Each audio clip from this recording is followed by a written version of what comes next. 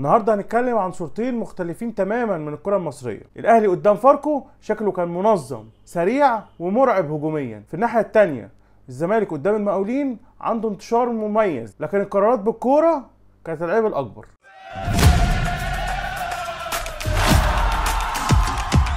ازيكم عاملين ايه؟ ان شاء الله يكون كله كويس. انا ايمن مجدي وحلقة جديدة من الحتة المصري. النهارده هنتكلم عن ماتشين كانوا في الاسبوع الثاني من الدوري المصري، الاهلي قدام فاركو والزمالك قدام المقاولين. الاهلي قدر يكسب فاركو 4-1 والزمالك وقع في فخ التعادل مع المقاولين 0-0. هنبدأ بالاهلي ونشوف الاهلي ازاي ظهر بشكل مغاير تماما عن مباراة فيوتشر. ماتش فيوتشر الاهلي كان بطيء جدا في التحضير، ما كانش فيه افكار واضحه، ما كانش فيه فرص، والفرقه اكنها كانت مفصوله نصين. لكن قدام فاركو الوضع اتغير 180 درجه. شفنا تنظيم تكتيكي احسن، انتشار اوضح، وكمان استغلال للجبهات، وده اللي خلى الاهلي اخطر وكان عنده القدره ان هو يسجل عديد من الاهداف. تعالوا نشوف الحالات واحده واحده. الاهلي هنا بيبني اللعب بشكل 3+1 وعامل كمان مثلث ما بين ديانج وبين رمضان وزيزو عشان يخلق زياده عدديه على الاثنين بتوع نص ملعب فاركو. فاركو كان بيلعب قدام الاهلي ب5-2-3. اشرف داري هنا معاه الكوره وعنده حلين. الحل الاول ان هو يعمل باص لمحمد هاني ومحمد هاني يبدا يعمل الباص لزيزو.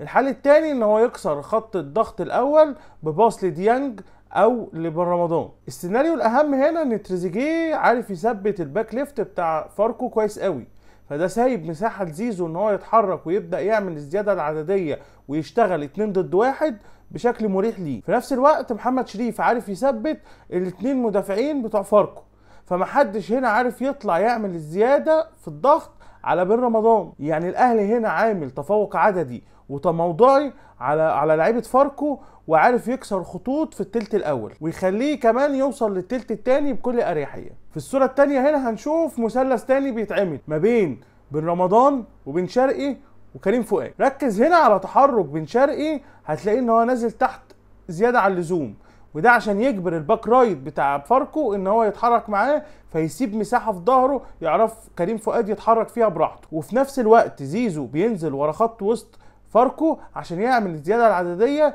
ويبقى هو اللعيب اللي بيحاولوا يطلعوا عليه، وده عمل زياده عدديه على خط وسط فاركو، لان هنا لعيب فاركو هيبدا يرجع لورا خطوتين فيسيب ديانج براحته كمان ان هو يستلم ويلف وشه ويبدا الهجمه من ناحيه زيزو. يعني باختصار الاهلي بيستغل نزول بن شرقي لسحب الظهير وبينزل زيزو في العمق عشان يطلع لعيبه فاركو من مناطقها ويبدا يضربهم بالكرات الطويله. احنا شفنا الاهلي في مرحله البناء، تعالوا بقى نشوفه في مرحله التطوير او البروجريشن. هنا الاهلي قرب خطوطه كلها من بعض وديانج موجود في القلب، ودخول مميز من محمد هاني جنب ديانج في وسط الملعب. المنظر ده بيورينا ان الريست ديفنس منظم بشكل كويس جدا. يعني الكره لو اتقطعت دلوقتي لعيبه الاهلي تقدر ترجعها في اسرع وقت. كمان الاهلي هنا عامل زياده عدديه ناحيه الشمال برمضان وبن شرقي، وده ضغط فاركو وخلاهم متكتلين لجوه اكتر، وده بدوره ساب للاهلي مساحات على الاطراف كبيره جدا يقدر يستغلها بكل سهوله لو قرر يوسع الملعب. الاجمل بقى ان الاهلي قادر يتعامل في مساحات ضيقه بفضل جوده لعيبته، وده بيديله افضليه واضحه في التقدم للامام. بعد الاهلي ما بيعدي مرحله التطوير بتبدا مرحله التلت الاخير، ودي المنطقه اللي بيبان فيها شغل الاطراف بوضوح. الناحيه اليمين كانت من اقوى اسلحه الاهلي، محمد هاني وتريزيجيه وزيزو، الثلاثه عاملين جبهه قويه جدا وده بان تاثيرها في الشوط الاول. هاني هنا بيبدا يعمل عرضيه كويسه جدا، وزي ما واضح قدامنا الكثافه جوه الصندوق. تريزيجيه، شريف، بن شرقي ورمضان كلهم متمركزين صح عشان يستغلوا الكوره. الاهم ان في لعيبه في الخط الثاني مستنيين، ديانج وكريم فؤاد واقفين في مواقع مثاليه عشان يستنوا الثانيه او يكملوا الهجمه. لكن هنا المشكله ان الكره اتعدت من 2 مدافعين، لكن شريف ما كانش صاحي كفايه عشان يقدر يستغلها. هنا الاهلي وصل للثلث الاخير وعامل كثافه عدديه في البوكس. كريم فؤاد معاه الكوره، وفي ال18 تريزيجيه، زيزو، بن رمضان وشريف. الذكاء هنا كان في تحركات بن رمضان وشريف، لانهم خلوا مدافعين فاركو يسالوا اسئله كتير قوي. طيب انا هنطلع ونسيب ظهرنا فاضي ومساحات فاضيه، ولا افضل واقف في العمق وسايب الناس دي تستلم براحتها. وبكده الاهلي قدر يخلق فرصه خطيره جدا من غير حتى ما الباص الاخير يتعمل.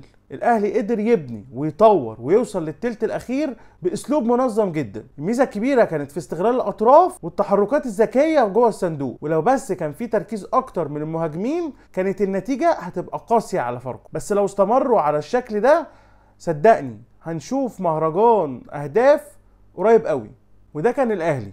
تعالوا بقى نشوف الزمالك ظهر ازاي قدام المقاولين العرب. الزمالك الاسبوع اللي فات كسب سيراميكا 2-0 وظهر بشكل كويس ونهى الماتش بشكل مميز. بس في الفيديو اللي فات كنا بنسأل الزمالك مع فرق اقل من سيراميكا، الفرق اللي بتعمل لو بلوك او ميديم بلوك، هيتصرف ازاي وهو معاه الكرة اكتر وقت اكبر.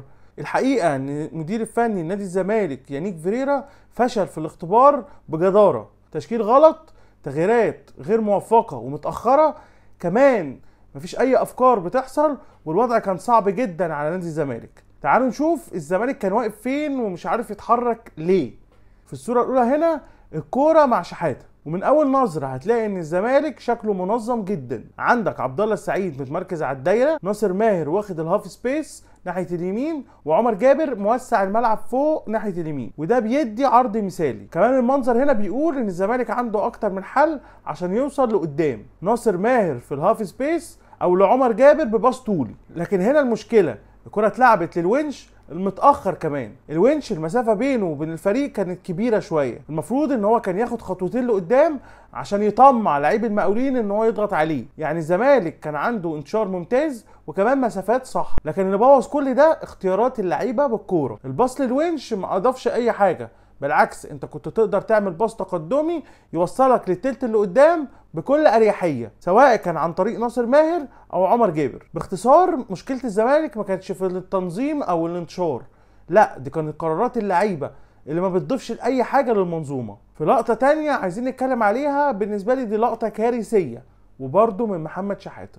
الكرة هنا مع شحاته في بدايه الهجمه، والزمالك عامل انتشار مميز، عامل اوفرلود ناحيه الشمال، عبد الله السعيد بيعمل سكان وبيشوف دونجا اللي في ظهره اللي واقف على الدايره، وعمر جابر اللي موسع الملعب ناحيه اليمين. في الحاله دي القرارات المنطقيه قدامك حاجه من الاثنين، يعني تعمل باص لدونجا عشان يوصلها لعمر جابر، يا اما انت تعمل باص طويل لعمر جابر عشان تروح الناحيه الثانيه الفاضيه. لكن المفاجاه هنا بالنسبه لي ان شحاته اختار اختيار غريب جدا، انه قرر يلعب الكره للونش. والمشكله كمان ان الباص كان سيء جدا وما فيهوش اي تركيز. اللقطه دي بتاكد الفكره اللي بنتكلم عنها، المشكله مش في انتشار، المشكله مش في تنظيم، المشكله في قرارات لعيبه، وده اللي بيخليك ما توصلش للتلت الاخير باي اريحيه. انا استنيت يانيك فيريرا 83 دقيقه عشان يدخل الماتش. في دوري زي بتاعنا ده مش منطق خالص. يانيك فيريرا ما كانش صايع كفايه. ريبيرو فهم اللعبه من اول ماتش، وينجات 1 ضد 1، عرضيات مميزه، كثافه في البوكس،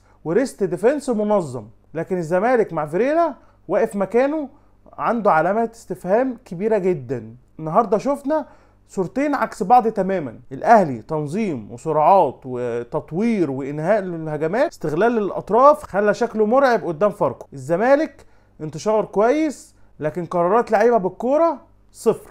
وبهنا نكون خلصنا حلقه الحته المصري. ما تنسوش تعملوا لايك وسبسكرايب وتفعلوا الجرس عشان يوصلكم كل جديد اول باول، واستنونا في الحلقه الجايه عشان تستلم وتشوف.